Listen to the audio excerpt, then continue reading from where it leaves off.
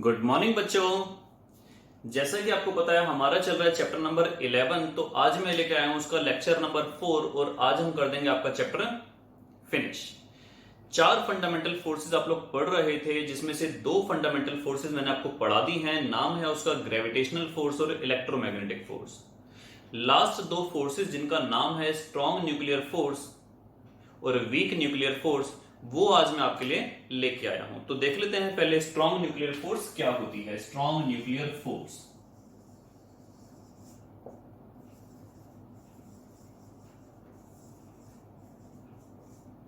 Strong nuclear force हो सकता है इसको आगे चलकर मैं शॉर्ट फॉर्म में एसएनएफ बोलता रहूं, तो आप लोग ध्यान रखिएगा स्ट्रॉन्ग न्यूक्लियर फोर्स का एब्रीविएशन है एसएन। तो देखते हैं बच्चों स्ट्रॉन्ग न्यूक्लियर फोर्स एग्जैक्टली होती क्या है। पहले आपको मैं कुछ एक टॉपिक देता हूं, जरा सोचिए उस पर। आपने कभी सोचा है कि न्यूक्लियस के अंदर कौन कौन रहता है? प्रोटॉन और न्यूट्रॉन। चलो न्यूट्रॉन को तो हम साइड कर देते हैं क्योंकि न्यूट्रॉन पर तो कोई चार्ज ही नहीं होता, लेकिन सारे प्रोटॉन्स पर कैसा चार्ज होता है? पॉजिटिव। अब सोचिए छोटा सा कमरा, छोटा सा प्यारा सा नन्ना सा मुन्ना सा कमरा, न्यूक्लियस, जिसका साइज है 10⁻⁻15 मीटर, फर्मी मीटर की रेंज में। अब इतने छोटे से कमरे में इतने सारे प्रोटॉन्स कैसे रह लेते हैं? इतने छोटे से कमरे में इतने सारे प्रोटॉन्स अगर रहेंगे तो उनके बीच में क्या रिपल्सिव फोर्स नहीं लगेगी? और जब उनके बीच में रिपल्सिव फोर्स लगेगी तो न्यूक्लियस तो टूट जाना चाहिए। तो ऐसा नहीं होता। क्यों नहीं होता? इसका मतलब है उनके बीच में कोई अट्रैक्टिव फोर्स भी लग रही है, उनके बीच में कोई अट्रैक्टिव फोर्स भी लग रही है और वो उस वाली रिपल्सिव फोर्स से ज्यादा स्ट्रांग है। तो इसका मतलब हुआ उनके बीच में जो अट्रैक्टिव फोर्स लग रही है वो कौन सी फोर्स है बच्चों? उसका नाम है स्ट्रॉन्ग न्यूक्लियर फोर्स। उसका नाम क्या है? Strong nuclear force. और आपको एक खास बात और बता दूं कि स्ट्रॉन्ग न्यूक्लियर फोर्स केवल प्रोटॉन्स के बीच में ही नहीं लगती है, वो न्यूट्रॉन्स के बीच में भी लगती है। जी हां, ये खास बात है कि वो स्ट्रॉन्ग न्यूक्लियर फोर्स प्रोटॉन्स और प्रोटॉन्स के बीच में, न्यूट्रॉन्स और न्यूट्रॉन्स के बीच में, और प्रोटॉन्स और न्यूट्रॉन्स के बीच में भी लगती है। यानी कि हर जगह से कहीं ना कहीं वो अट्रैक्टिव ही लग रही है। लेकिन खास बात यह है कि इलेक्ट्रॉन या और कोई भी चार्ज पार्टिकल उस फोर्स को फील नहीं करता। अब ऐसा क्यों होता है, कैसे होता है, कहां होता है, क्या रीजन है इसके, ये पढ़ोगे आप हायर क्लासेस के अंदर। अभी केवल आपको इतना रेस्ट्रिक्टेड है, इतना कन्फाइंड है, क्या क्या पढ़ना है, केवल 4 फंडामेंटल फोर्सेस और इनकी प्रॉपर्टीज। तो पहले इसकी डेफिनेशन लिख लेते हैं कि क्या है स्ट्रॉन्ग न्यूक्लियर फोर्स। देखिए बच्चों, it is that strongest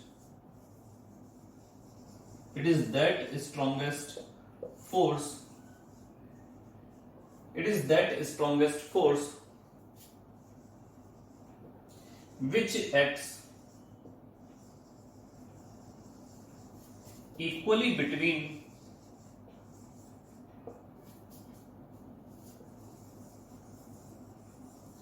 neutron and neutron, comma डालिए, proton and proton,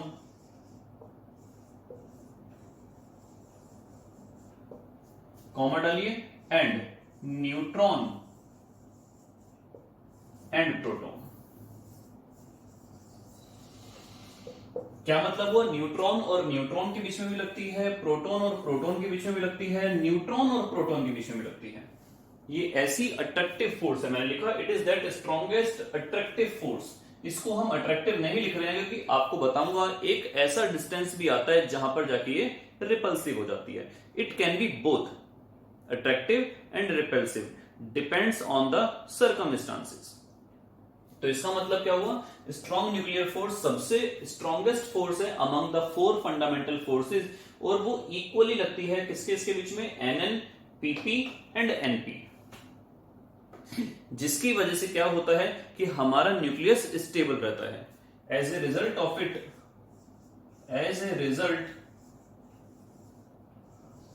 it nucleus becomes stable.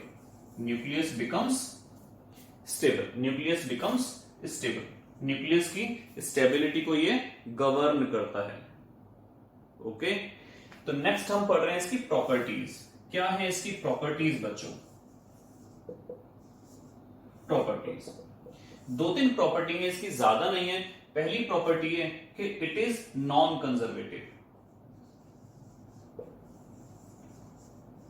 Non conservative, ये नॉन कंजर्वेटिव है। आपको याद होगा नॉन कंजर्वेटिव मैंने क्या बताया था? इसका मतलब बताया था path dependent.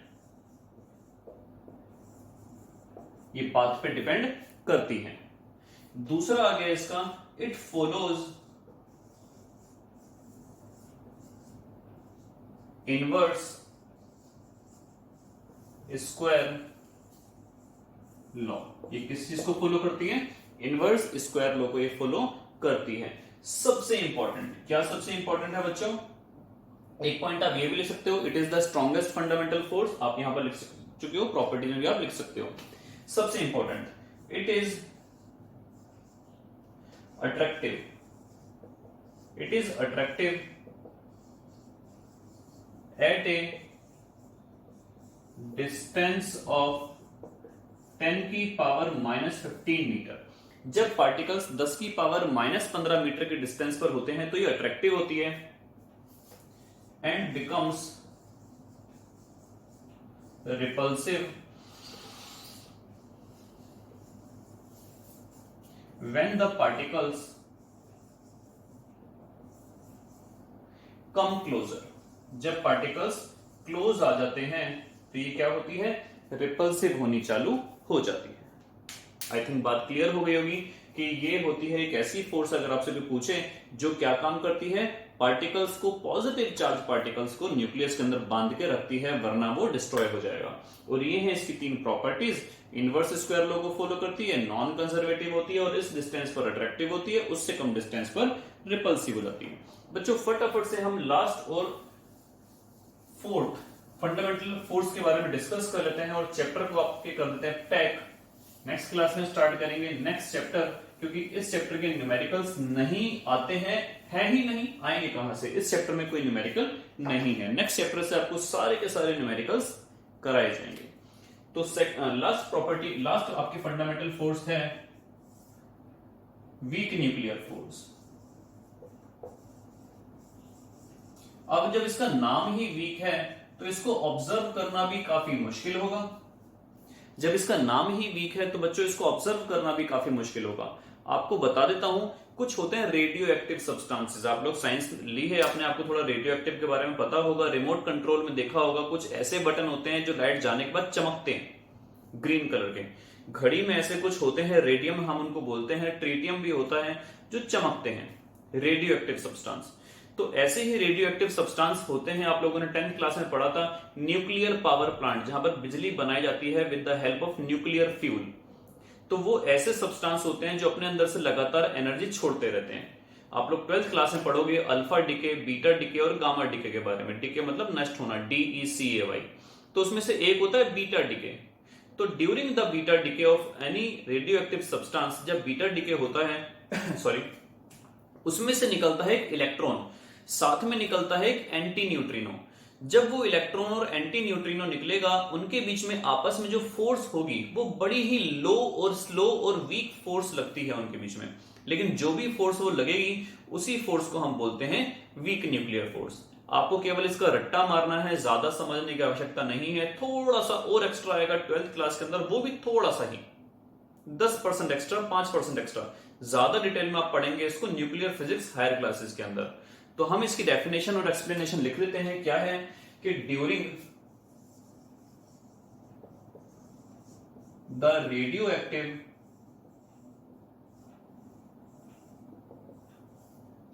Decay of an element during beta decay, specially beta decay, an electron and an anti-neutrino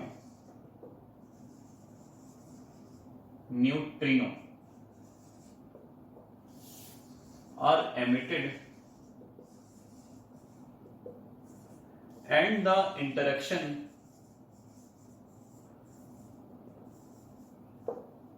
between these two particles, interaction जो होता है इनके बीच में, इन दो पार्टिकल्स के बीच में, and the interaction between these two particles is termed as weak